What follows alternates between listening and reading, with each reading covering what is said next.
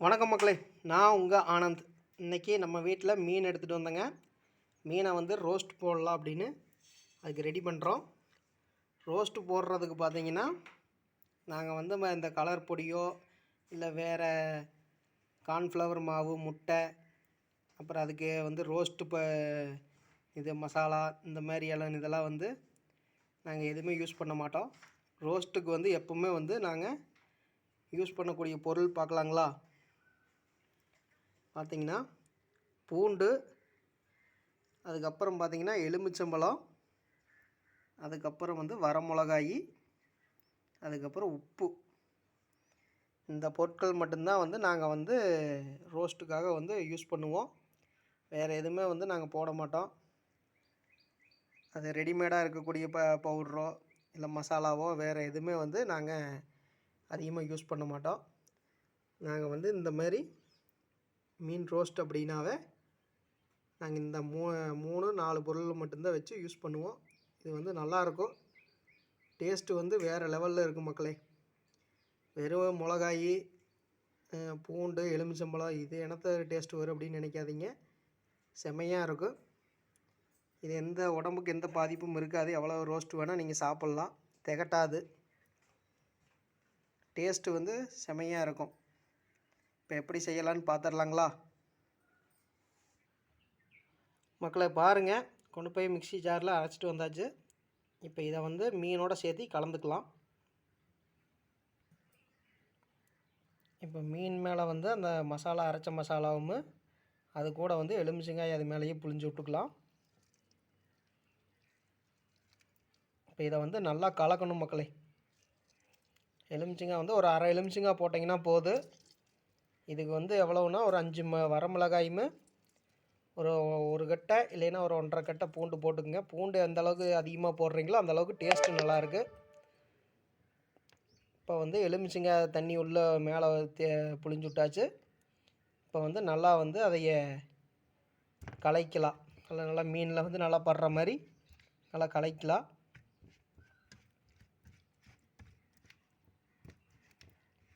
எல்லா பக்கம் மீனில் வந்து சுற்றி நல்லா அந்த மசாலா வந்து ஒட்டுற மாதிரி நல்லா கலக்கிட்டு ஒரு 1/4 மணி நேரம் வந்து ஊற வைக்கணும் மக்களே. அப்படியே வந்து அந்த மசாலாவிலேயே ஊறிட்டு இருக்கணும் மீன். அப்போ தான் அந்த காரம், உங்களுக்கு அந்த புளிப்பு எல்லாமே வந்து மீனில் நல்லா இறங்கும். ஒரு 1/4 மணி நேரம் வந்து நல்லா வந்து மசாலா மீனில் இருக்கணும். நல்லா சுற்றி வந்து எல்லா மீன்லேயும் படுற மாதிரி கலக்கிட்டு இருக்கிறோம் மக்களே. பாருங்கள், எல்லா மீன் மேலேயும் நல்லா துடைச்சாச்சு. நீ இது அப்படியே வந்து ஒரு 1/4 மணி நேரம் வந்து நம்ம மூடி போட்டு மூடி வச்சிடலாம். அதுக்கப்புறம் வந்து ரோஸ்ட்டு போட்டுக்கலாம் மக்களே. 15 நிமிஷம் வந்து நல்லா ஊறிடுச்சு. இப்போ வந்து நம்ம வந்து எண்ணெயில் போட்டு பொரிச்சுக்கலாம்.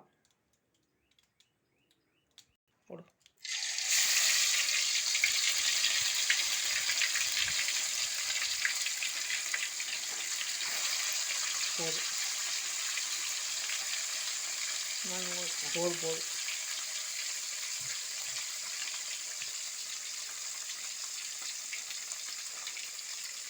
எண்ணெயில் போட்டாச்சுங்க. நம்ம வந்து மீன் நல்லா செவந்த உடனே நம்ம எடுத்துக்கலாம்.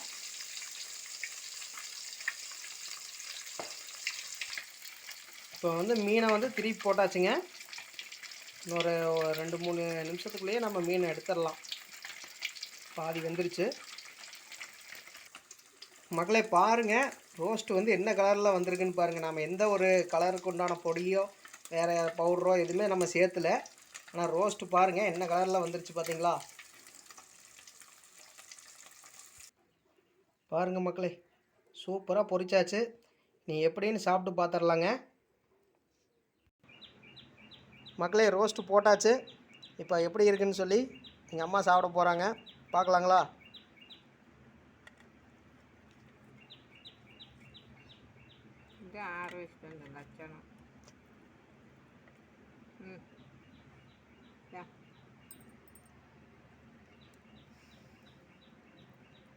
சாப்பிட்ருக்குறாங்க. ரோஸ்ட்டு எப்படி இருக்குது? சூப்பர். சரி மக்களே, வீடியோ பிடிச்சிருந்தா லைக் பண்ணுங்கள், சப்ஸ்கிரைப் பண்ணுங்கள், உங்கள் ஃப்ரெண்ட்ஸுக்கு ஷேர் பண்ணுங்கள். அப்புறம் வந்து நான் புதுசாக ஸ்டார்ட் பண்ணிக்கிறேன் மக்களே, எனக்கு வந்து ஒரு சப்போர்ட் பண்ணுங்கள்.